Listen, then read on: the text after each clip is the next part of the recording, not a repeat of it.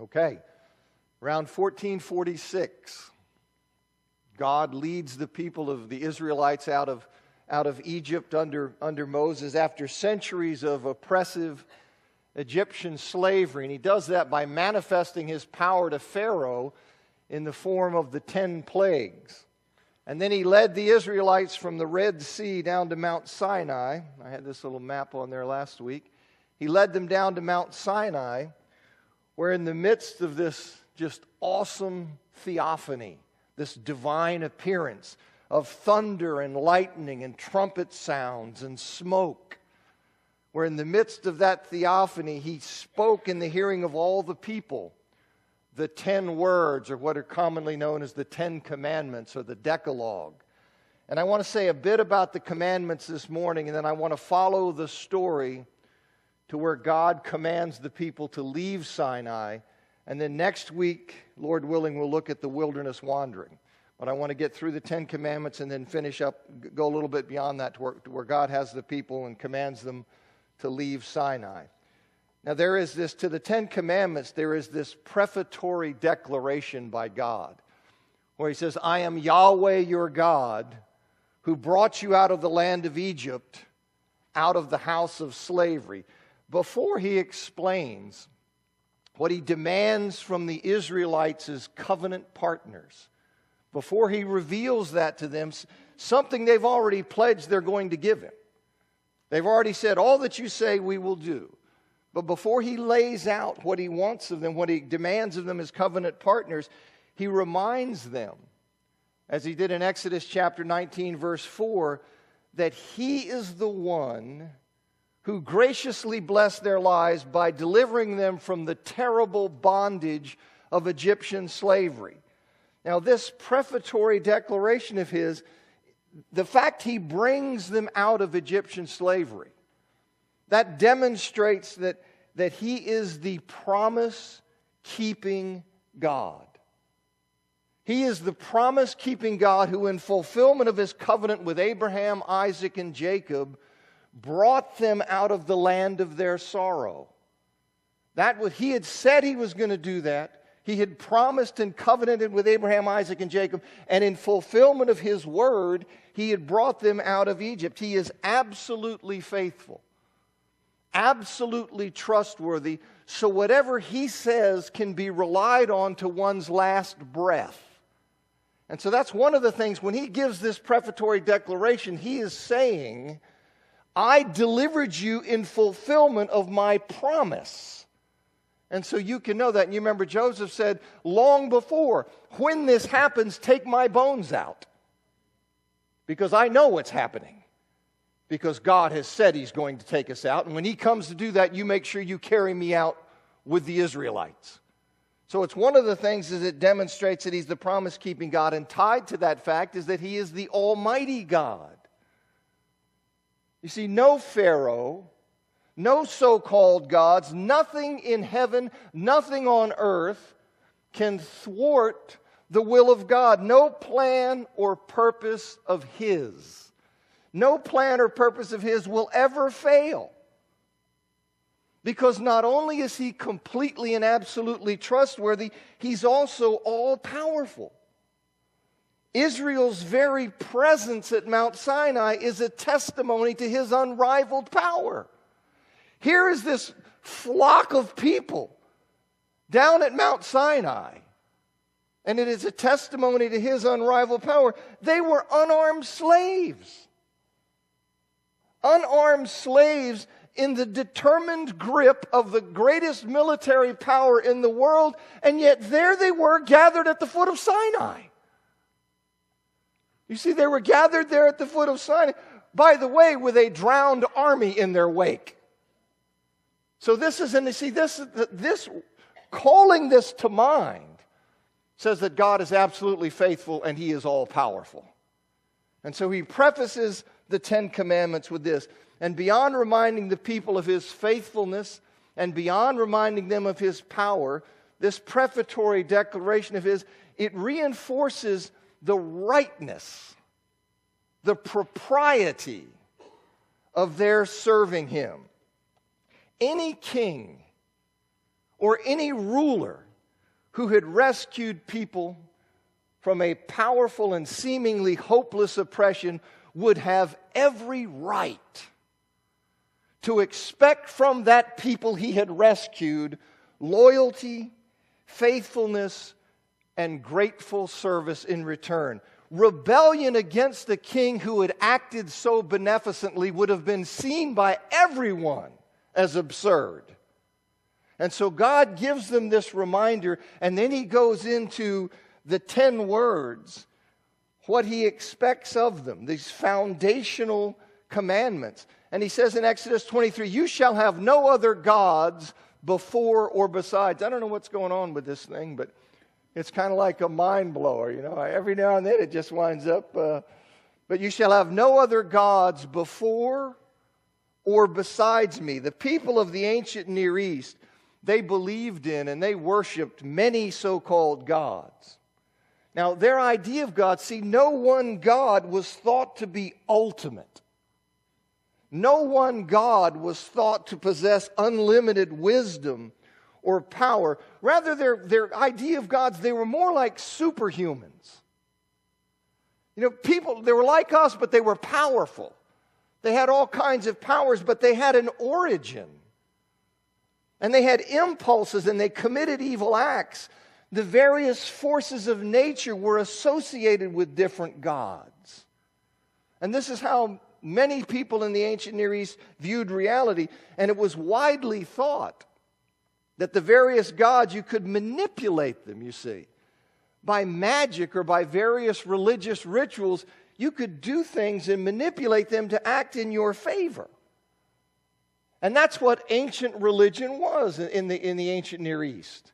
It was largely a way to satisfy various gods through rituals so that you could ward off harm and maybe gain their blessing.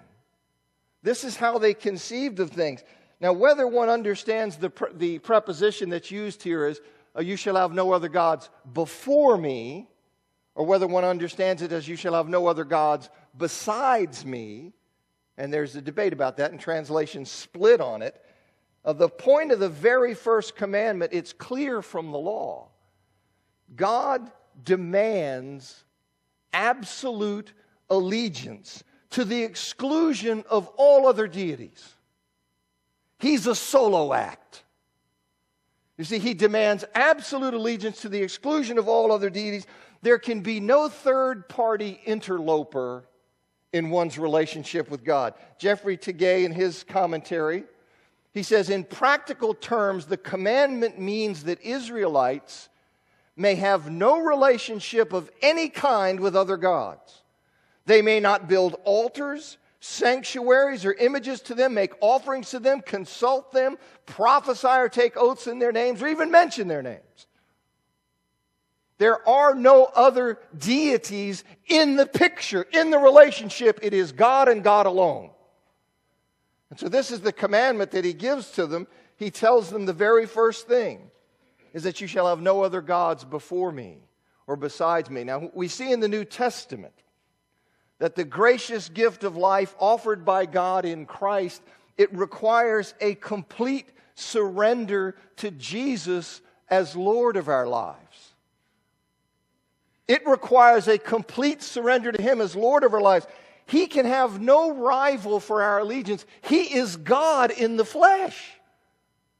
And so Jesus says, for example, in Matthew chapter 10, verse 37 to 39, whoever loves father or mother more than me is not worthy of me. Whoever loves son or daughter more than me is not worthy of me. And whoever does not take his cross and follow me is not worthy of me. Whoever finds his life will lose it, and whoever loses his life for my sake will find it. You see, this notion of this absolutely radical commitment to Jesus Christ. He is Lord of all. And when you come and say yes to him and you embrace him, you say, you are King of kings, Lord of lords. You are my Redeemer. You have rescued me, and I give you my life. I lay it down. I follow you. And that's perfectly fitting, right? I mean, that's just in line with what God tells the Israelites in the very first commandment. The second commandment says in Exodus 20, he says, you shall make for yourself, you shall not make for yourself a carved image or any likeness of anything that is in heaven above, or that is in the earth beneath, or that is in the water under the earth. You shall not bow down to them or serve them, for I, the Lord your God, am a jealous God, visiting the iniquity of the fathers on the children to the third and fourth generation of those who hate me, but showing steadfast love to thousands of those who love me and keep my commandments. Idolatry was something that was rampant in the ancient Near East of the Old Testament era. Just absolutely rampant. And it was also rampant in the later Roman Empire. Idolatry was something that was everywhere. And people, what they would do, they would make physical representations of the various gods, which after some sort of ritual was performed, that representation was then seen to be a portal for interaction with the god. As someone has said, you could think of it like it was the god's video camera. You see, that this is where I interact with the god through this image. And you can see how quickly you see that seeing this thing as a representation and as a portal for interaction, how quickly that would morph into viewing the image as the God itself. Because this is what I interact with, you see. This little image, this representation that I've made. And so this was rampant in the ancient world. And the second commandment, it comprehensively forbids the making and the worship of any idol. It comprehensively forbids that. Making idols of pagan gods. If I'm going to make an idol of a pagan deity, well, that implies and suggests that there's something real about them.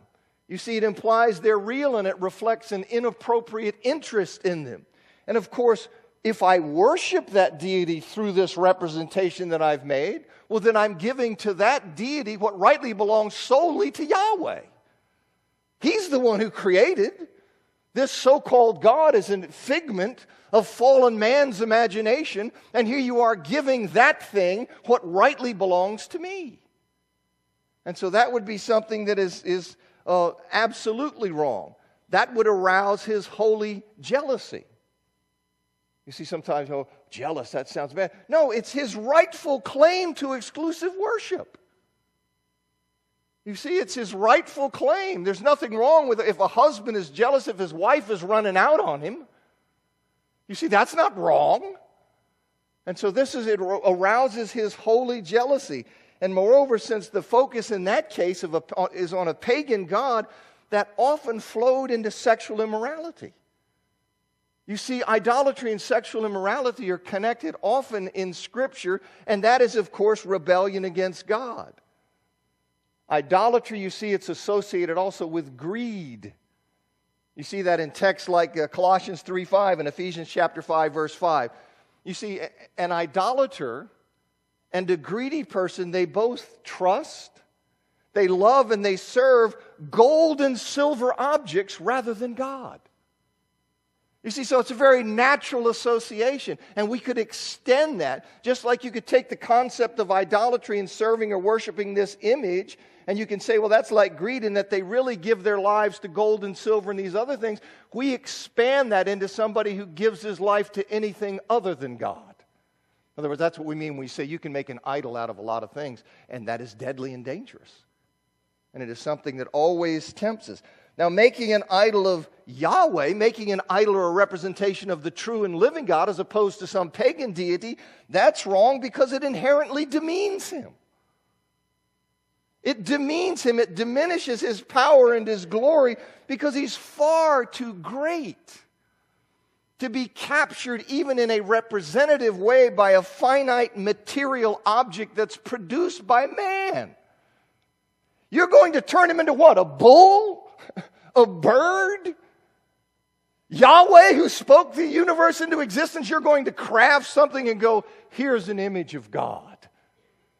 Absurd. It's absurd, so it's wrong for that reason, you see. And of course, then, if you wind up worshiping him by means of such a forbidden object, well, that's then an abomination. Because even the object is wrong because it demeans him, and then you want to worship him through that object, that's wrong. So God forbids the making and the worship of idols. But of course, Israel was plagued by idolatry throughout the Old Testament.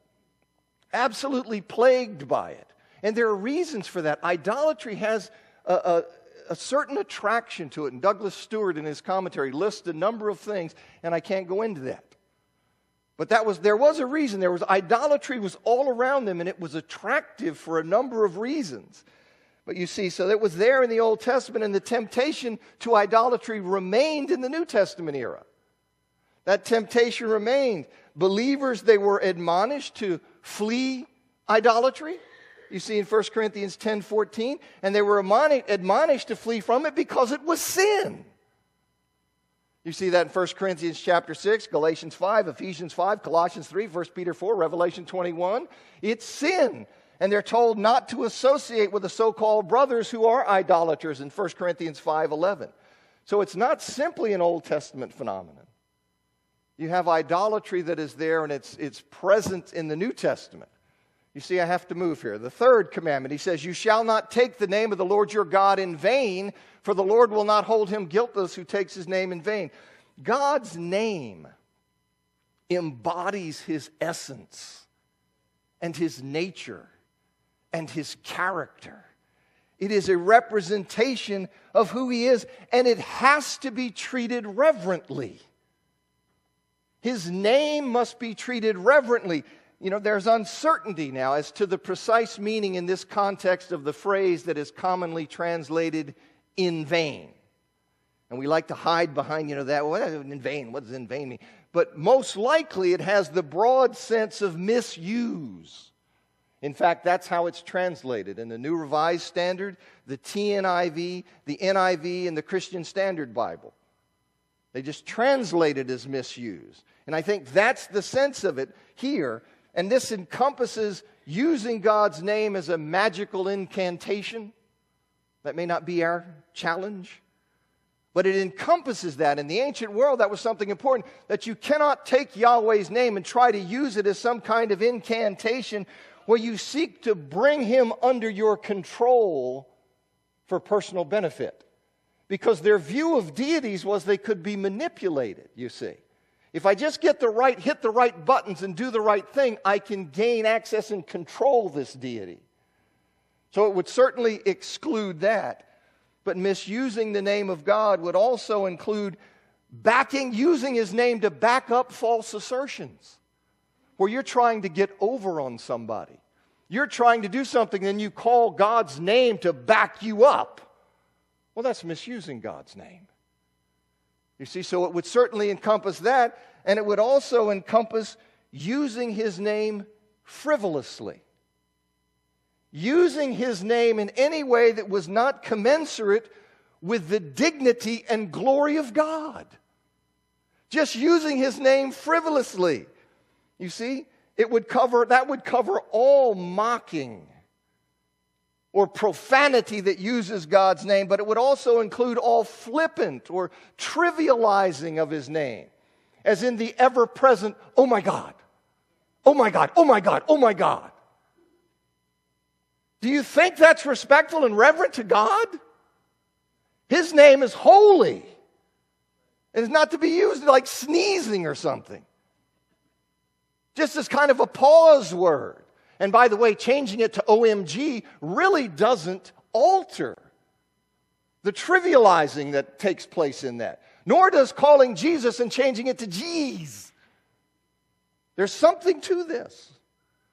You see, the idea how we look at God and how it filters into our culture, and we just bring him down by making it more vulgar, more common, and just throw his name out, like yawning or something.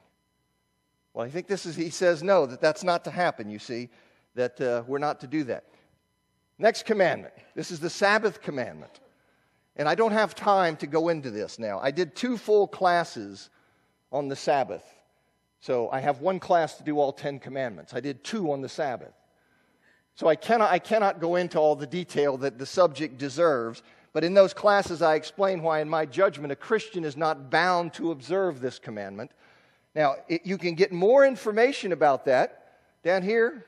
Now, you see, I don't know why this thing now has 1,000 S's. But this is a website, and I have a lot of stuff I've written up there, and it's just the outlet.us, not USSSSSS, it's just US.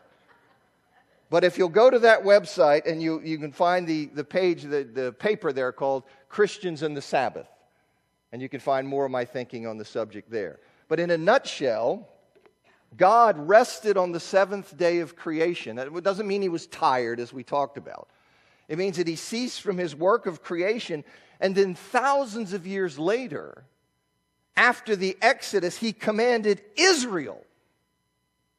You see, he commands Israel to likewise rest on the seventh day because he had delivered them from slavery in Egypt when they had no rest. You can see that in Deuteronomy chapter 5, verse 15. Observing the seventh day as a day of rest, God says that was a sign between him and Israel. It was a sign between him and Israel, a reminder of the covenant that he had made with Israel after freeing them. And you can see that in Exodus 31, 12 to 17, Ezekiel chapter 20, verse 12 and 13, 20, 12. So that's the idea in a nutshell. And just as the commands that we have in the Old Testament regarding sacrifices, the commands that we have there regarding circumcision and food laws, just as they are no longer applicable because they find their fulfillment in Christ, so the command regarding the Sabbath finds its fulfillment in Christ. As explained in Hebrews chapter 3, verse 7 down through chapter 4, verse 11, those in Christ now share by faith in the rest of God. You see, which rest will culminate or be fully realized in the end time rest when Christ returns. So that's what the Hebrew writer's talking about. And the Sabbath rest of the Mosaic law, it's thus transcended by the Christian's participation now in the divine rest through faith. And that's why this is the only of the Ten Commandments that's not reiterated in the New Testament. And there are other reasons, but like I say, I can't go into all those because I have to move on to the next commandment. 20:12, he says, honor your father and your mother, that your days may be long in the land that the Lord your God is giving you. He says here in this commandment, this is a command to treat one's parents. To treat one's parents with the respect and deference that their position deserves. And in fact, in Leviticus chapter 19, verse 3, Moses is told to command the Israelites to fear their mothers and fathers. The very same thing that's said about God. Now, many translators, they change revere, but it's the word fear. And as I said, in speaking about God, that means that they are to fear the consequences of rebelling against them. Not that they are to live in fear as they're being faithful servant children, loving their parents. That's not what it means. It means you're to fear the consequences that if you rebel against them, they have authority and they're going to hurt you. You see. So it's the same idea. Now, other passages in the Old Testament, you have passages that make clear that honoring one's parents, it involves obeying them. It involves obeying them, but it involves adhering to their teaching. And honoring one's parents prohibits cursing them, wishing evil on them. That's what cursing is. I wish you would die. That's pretty bad, see? That's a curse. That is an expression, I want evil to befall you. Well, it prohibits that. Honoring one's parents prohibits that. You see, it prohibits treating your parents with scorn. It prohibits insulting and behaving disrespectfully toward your parent. And our society is on a non-stop assault on this, portraying parental authority as something oppressive to children. And what is that? That's so we can have all little kids come up and disrespect their parents. Now, why do you think the enemy wants that? Wants them to disrespect their parents, wants them to treat their parents like they're a joke and not do deference, not do respect because they're parents. And if a parent insists on it, they probably want the parent to have counseling. Right? Or am I the only one who's paying attention? But this is something our society is after. Now, honoring one's parents, it also seems to carry the duty of caring for them when they're old. That's implicit in the Lord's remarks in Mark chapter 7, verses 10 through 13. And in Matthew chapter 15, verses 4 through 8, that's the Korban. Remember, he says, somebody, you guys, you say, no, if I say, look, I'm devoting this to God, then I'm not to honor my parents with it. You see, I get to skip out on my duty, my responsibility to provide for my old parents. You see, so you see it, it's implicit there. And then I just think this is interesting, what Paul says in 1 Timothy chapter 5. This is in the context of widows, but I still thought it's interesting where he says, but if any widow has children, I'll tell you what, you're not doing any better up there. Okay. He says that if any widow has children or grandchildren, let these first learn to be religious toward their own family and repay their parents and grandparents, for this is pleasing in the sight of God. What do you mean it's pleasing? Is it pleasing for me to have some sense of obligation and responsibility to my parents? Yeah. Yeah. And what's happened is, no, that's not true. That's not your responsibility. You don't have to worry about that. Who cares? They just brought you in the world and you go ahead and abandon them. That's not right. Okay, that's not right. So we get to the next one, sixth commandment. You shall not murder. You shall not murder. Now this is a prohibition of the premeditated, non-judicial taking of life. Humans are made in the image of God. And thus human life, it is absolutely precious. Absolutely precious. Which is very relevant to the abortion debate. Okay, human life is absolutely precious, which is why, by the way, God in Genesis chapter 9, verses 5 and 6, and in Exodus 21, verse 12, He prescribed the death penalty for the willful taking of a human life. He said, well, how can you be for capital punishment? Because the life is so precious that if you don't take this person's life who maliciously takes this, you trivialize the value of the life that was taken. You're not upholding the value of life and saying, go ahead and kill at will, and we will allow you to continue to live. No. The malicious taking of a human life, God prescribed that. So that's what he's talking about. When he says that you shall not murder, it is because human life is precious in God's sight. And we have to understand that. We have to recognize that. Now, of course, Jesus in Matthew chapter 5, verse 21 and 22, he draws out the full implications of this. See, he digs in and he pulls out, he intensifies and draws out the full implications of the sixth commandment. The root of murder is anger. And anger is murderous in principle. Have you not been in a fit of rage? I have done things when I'm angry that if I played a video before you, I would be so ashamed. If you saw the anger that I could get into, it would just be terrible. Well, what do you think if that's directed toward a person? What do you think that is? Do you see? And that's what Jesus drills and puts his finger on, you say. Anger is murderous in principle, and one hasn't conformed to the higher and better righteousness of the kingdom merely by refraining from murder. The angry person will be subject to God's judgment. You see? Anger itself. Now, is there a righteous anger? Yes, there is. Was Jesus angry at times? Yes, but not the way I'm talking about. You see?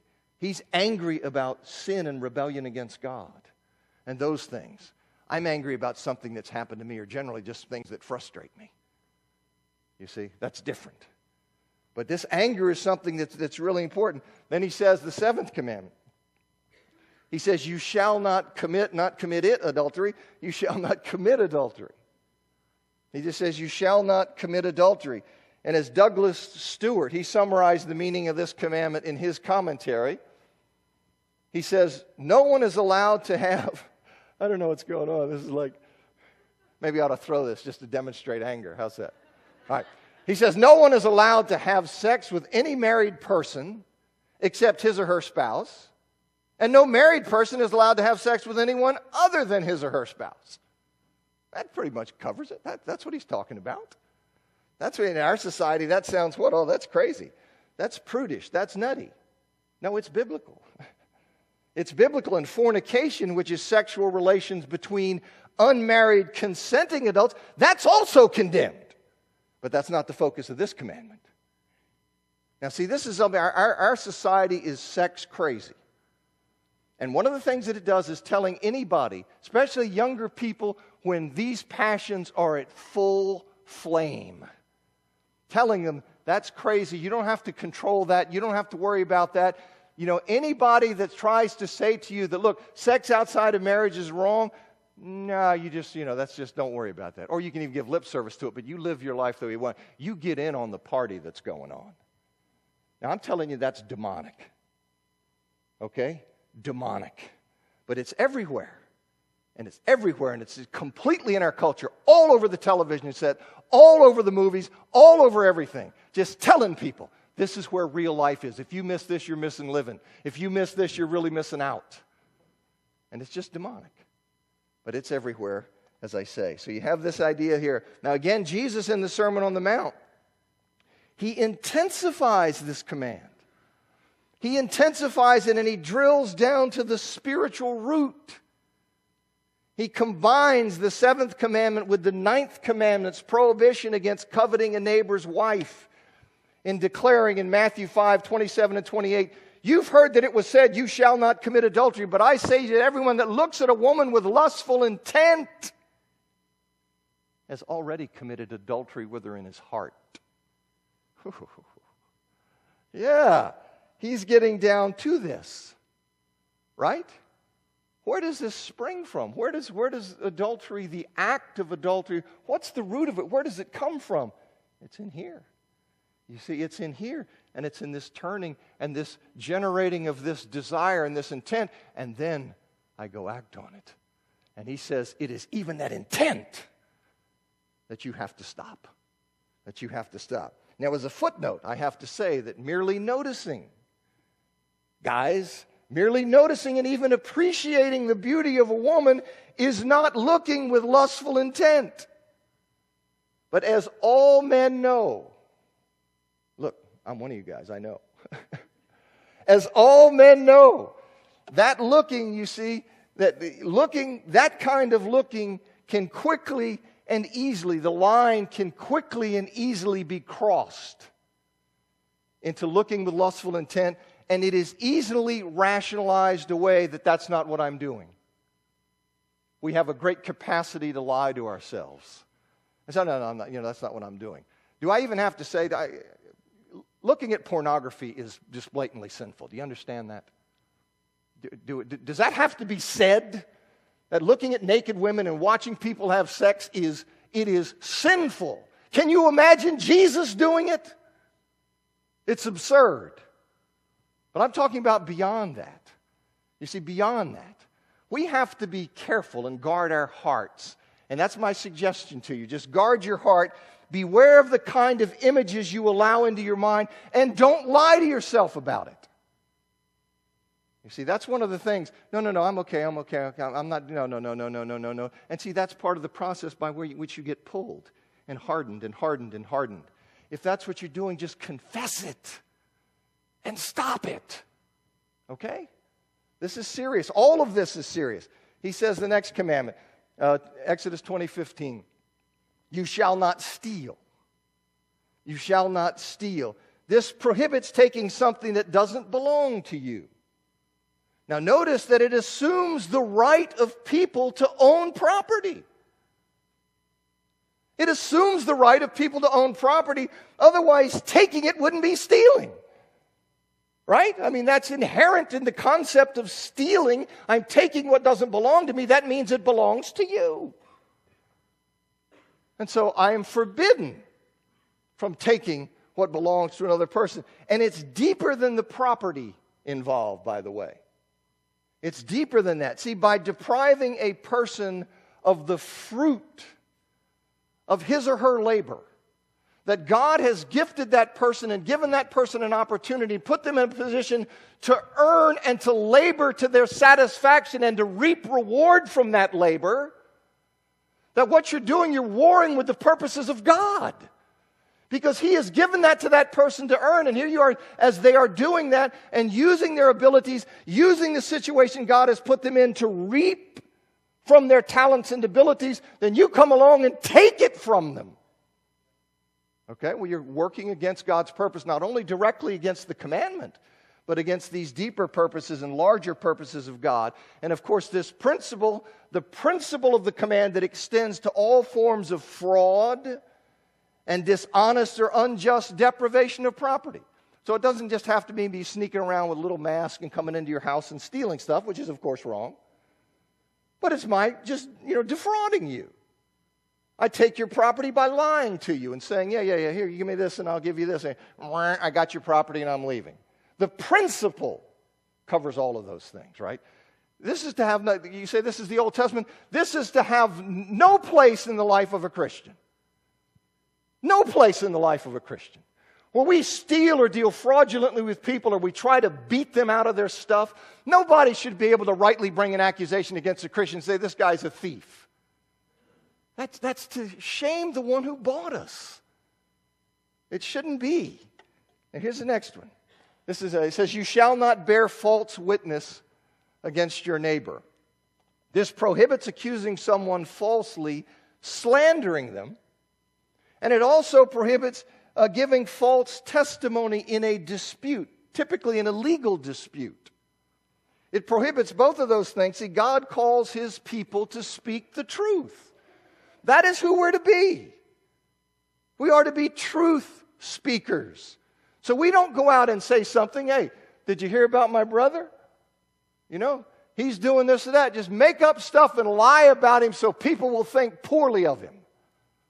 That's not right. And then to be in some kind of legal dispute and you come up and you lie because you want your buddy or you want somebody else to get some kind of money or something. That's all wrong. See, doing otherwise, doing this lying stuff, it perverts justice. Do you think God is not concerned with justice? It's all over the Bible. And when you lie in that kind of setting, what you're doing is you're perverting justice. It also robs a person of his or her reputation, and it destroys the unity of the community. What do you think happens when I go out and I start slandering people in the congregation?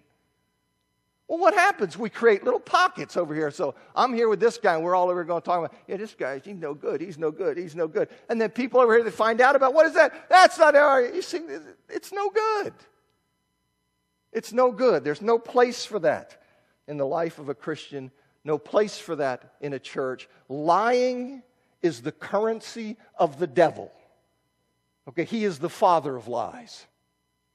Now, I want you to think about that because this is something, see, that there are times when it is so tempting to lie because it's a way out of a tight.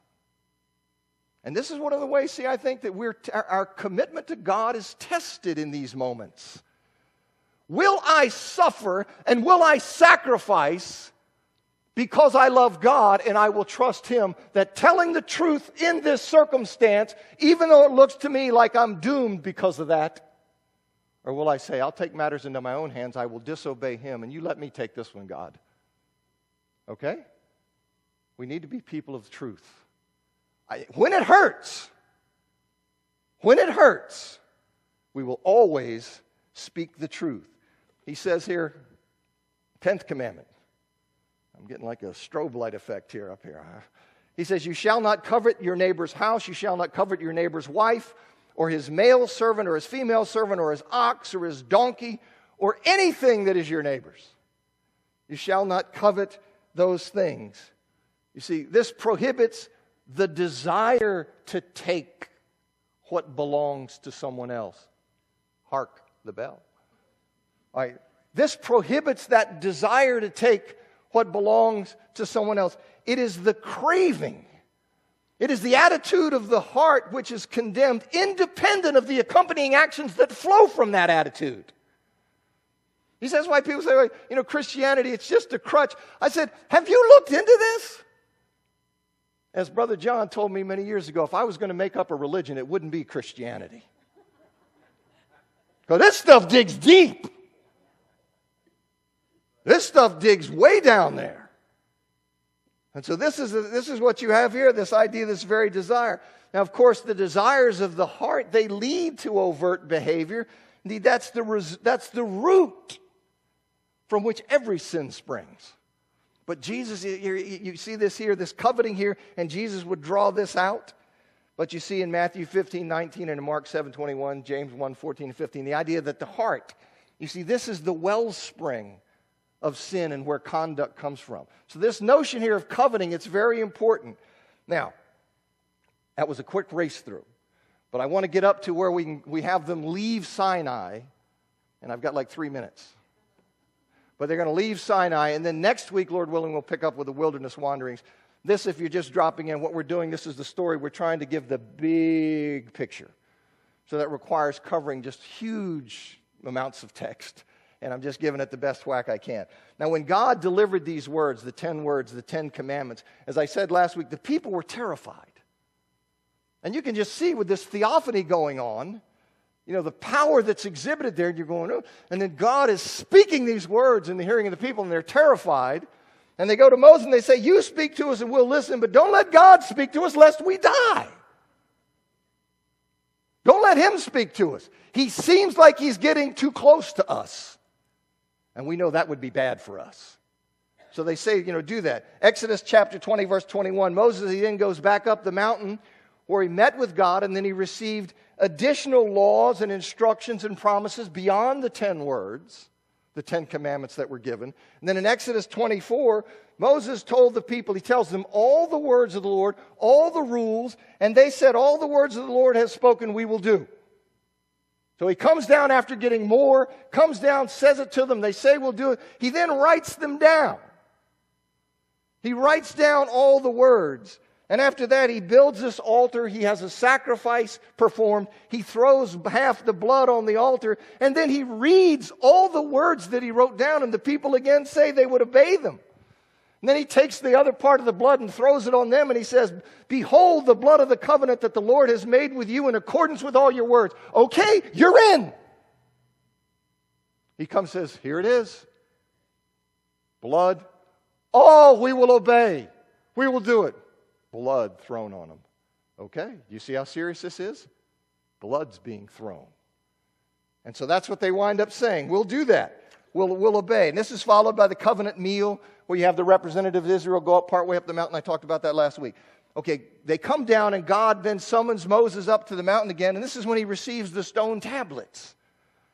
He receives the stone tablets written by God, where he's written the 10 commandments on the stone tablets. And at the end of chapter 24, Moses goes up, he gets those, and he enters the cloud, and he's there 40 days and 40 nights. And then during this time, God gives Moses the laws dealing with worship. And they're extensive. They deal with all kinds of things about where it's done, how it's done, with what it's done. And here's what Douglas Stewart says on that. He says, these concerns about worship dominate the rest of the Sinai covenant, that is, the law, through the rest of Exodus, through all of Leviticus, and up to Numbers chapter 10, verse 10. Not all these materials are strictly legal in genre, but the overwhelming emphasis of the rest of the covenant is worship. Now, while Moses is on the mountains, this is where we get in Exodus chapter 32. What do the people do? They make a golden calf. They make a golden calf. And they're worshiping this. Well, Moses intercedes for the people to prevent God from destroying the people. And then Moses comes down, he breaks the stone tablets that had been engraved, he burns the calf, grinds it to powder, throws it on the water, and makes those people drink it. Now, Moses was no punk. Okay? He says, listen, Moses has got some holy wrath going on. Because how in the world? You just pledged with blood that you'll do all these things. I heard that bell. Give me just a second. Pretty please. Okay. Now let me give you how I understand Exodus 32, 25 to 28, and then I'll shut up. I think what's going on there, Moses summons, the way I look at it, is he summons the Levites to him, all the Levites who are on the Lord's side. It doesn't specify that, I know. But I think he's getting the Levites, and they all come to him, which includes Aaron, who obviously was up to his neck in this thing. Okay, so at least Aaron was given the opportunity to repent, and then that suggests to me that when the Levites were then sent through the camp, they likewise called the people to renounce their conduct and to reassert their loyalty to God. And it was only the active idolaters, those who had actively participated, who refused to do that, who were executed, and that wound up being like 3,000 men. But the remaining people, they were still guilty, see, of being part of a community that tolerated that. So they still had some guilt, and Moses returns to the Lord to intercede for them, and God tells him, he says, I will lead the people to the promised land. My angel will go before them. And that means he's not going to wipe them out. It means, okay, Moses, we're still on. But he does send a plague. Now, it doesn't say that anybody died from the plague, but he sends it, and I think he sends it to reinforce the seriousness of idolatry in the community of believers. It is an ongoing thing of giving your heart to something other than God. And I think he wanted to warn them again of the seriousness of that. Next week, we'll pick up with the wilderness wanderers, because Exodus 33, verse 1, God commands Moses to depart. Numbers chapter 10, 11, and 12, they head out, and that's where we'll pick back up. Thanks for sticking with me. Thanks.